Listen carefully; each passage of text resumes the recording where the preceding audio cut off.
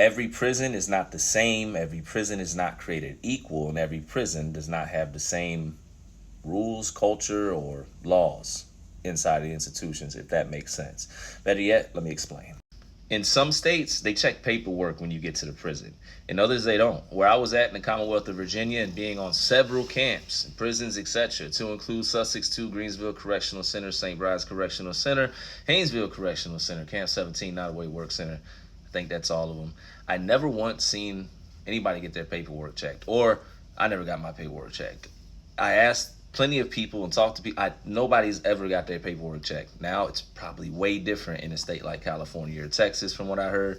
But in the Commonwealth of Virginia, they don't do that unless it changed. Now, although it is a dangerous environment when you walk into a prison and guys ask to check your paperwork, because you should be able to do your time and do it safely. But when guys ask to check your paperwork, they want to verify to see if you've testified or if you have a crime against a child or a woman, etc. And at that time, that basically means you'd probably have a hard time doing your time. But it becomes even more dangerous in hindsight when you don't check the paperwork when a guy gets to the prison. And I'll explain why. Several times when I was doing time, I've seen people get messed up over word of mouth.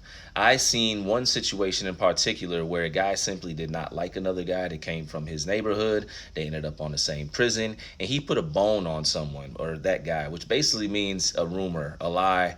And he told basically all the gang members of this one gang that this guy testified and he's a snitch, etc., in his words. The gang, without doing homework, attacked the guy just based off the word of mouth, because the individual that said it was deemed credible. He, I guess, had influence or whatever on the camp. They beat him bad. They hurt him.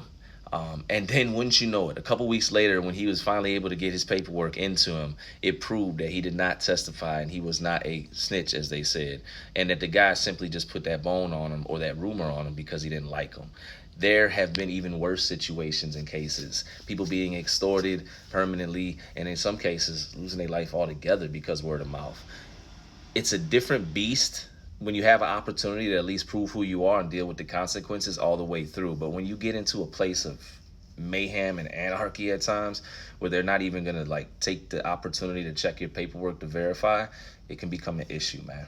And that's real. So depending on how you look at it, to each his own. Moral of the story is, don't go to prison. And the bigger moral of the story is, man, for those of you that, think it's a game, it's not. You will run into a penalty behind a penalty behind a penalty, and all of them don't come from the judge.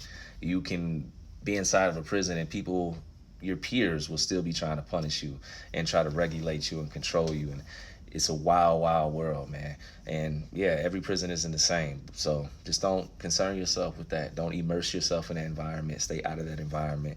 So, you can just chill in this life. Peace.